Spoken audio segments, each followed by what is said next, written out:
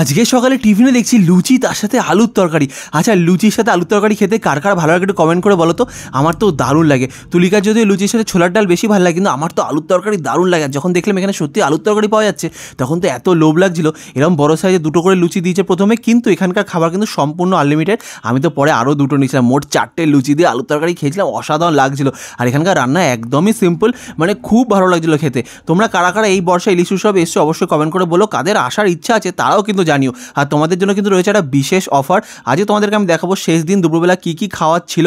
আর অফারটা হচ্ছে আজকে যারা আমার ভিডিওটা দেখছো তারা কিন্তু বুকিং যদি করতে চাও তারা নাম্বারে ফোন করে একবার বলবে যে হ্যাংলা জুটি থেকে ভিডিও দেখে তোমরা ফোন করেছো, তাহলে কিন্তু তোমরা পেয়ে যাবে একটা ক্যাশ ডিসকাউন্ট। আর আজকে দুপুরে দেখো কি রয়েছে, বিরিয়ানি।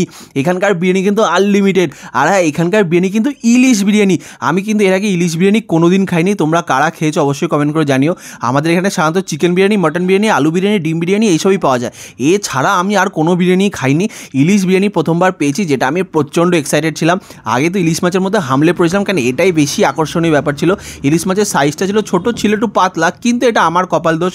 আরও যারা পেয়েছে আমাদের পাশে বসে তারা কিন্তু বেশ বড় বড় সাইজেরই পেয়েছিল। আমার কপালে ছোটো পড়েছে, কিছু করার নেই। কিন্তু ছোটো হলে কী হবে, টেস্ট কিন্তু ছিল একদম ভরপুর। আমি তো ইলিশ মাছটা খুব মজা করে খাচ্ছিলাম। তারপর ভাবলাম যে এবার বিরিয়ানিটা খেয়ে দেখা যাক। বিরিয়ানিটা কিন্তু সত্যিই খুব ভালো ছিল। আর বিরিয়ানিতে আলু না থাকলে ঠিক জমে না, বলো তো। আলু দিয়ে বিরিয়ানিটা খাবো, আর তার সাথে কিন্তু স্যালাডও ছিল, যেটা একটু পরে দেবে। আমি একটু সুন্দর করে বিরিয়ানিটা নিয়ে মুখে দিলাম, দেখলাম অসাধারণ লাগছিল। বিরিয়ানি তো আমার এমনি প্রিয়, দারুণ লাগে। আর এখানে যখন পড়েছে বিরিয়ানি পাতে তখন আর কে বাঁচায় আমাকে। দেখছো সাথে কিন্তু লেবুর টুকরো ছিল, স্যালাড ছিল, তার সাথে ছিল এরকমভাবে চিকেন কষা। ইলিশ বিরিয়ানি তার সাথে আবার চিকেন কষা, মানে কম্বিনেশনটা বুঝতে পারছো কতটা মারাত্মক। চিকেন কষা কিন্তু পুরোটাই চিকেন ছিল, বাটি ভর্তি চিকেন ছিল। এখানে কিন্তু আলু টালু কিছু ছিল না। আর এছাড়াও কিন্তু চিকেন কষা যদি তোমাদের প্রয়োজন হয় আরও কিন্তু এক্সট্রা চিকেন কষা ওনারা কিন্তু দেন।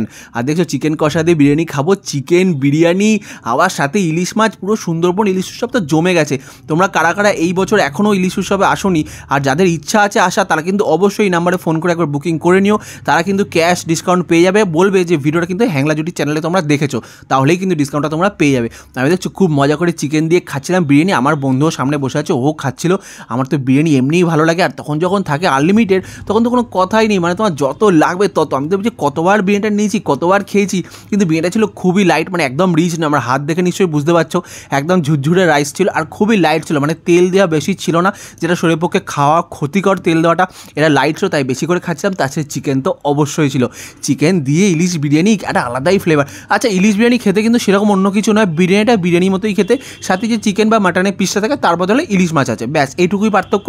আলাদা করে কিন্তু ইলিশ মাছের ফ্লেভারটা বিরিয়ানির মধ্যে একদমই ছিল। ইলিশ বিরিয়ানি খাওয়ার পর শেষ পাতে যদি একটু চাটনি পাঁপড় না থাকে তাহলে খাওয়াটা ঠিক শেষ হয় না। তাই কিন্তু শেষ পাতে অবশ্যই ছিল চাটনি আর পাঁপড়। এরকম বড় সাইজের পাঁপড় ছিল, আর চাটনিটা ছিল পেঁপের চাটনি। পেঁপের চাটনি কিন্তু এর আগে আমি কোনোদিন খাইনি। এর আগে যতবার আমি খেয়েছি আমের চাটনি খেয়েছি এই ট্যুরে এসে, কিন্তু শেষ দিন আমি পেলাম পেঁপের চাটনি, তাই প্রচণ্ড উৎসাহিত ছিলাম যে পেঁপের চাটনি কীরকম হবে খেতে। কিন্তু অ্যাকচুয়ালি সত্যি কথা বলতে খাওয়ার পর আমার একদমই ভালো লাগেনি। আর অবশ্যই শেষ পাতে কিন্তু ছিল কোল্ড ড্রিঙ্কস 1 গ্লাস করে সবার জন্য, যদি ওটা দেখতে হাফ গ্লাস হয়ে গেছে।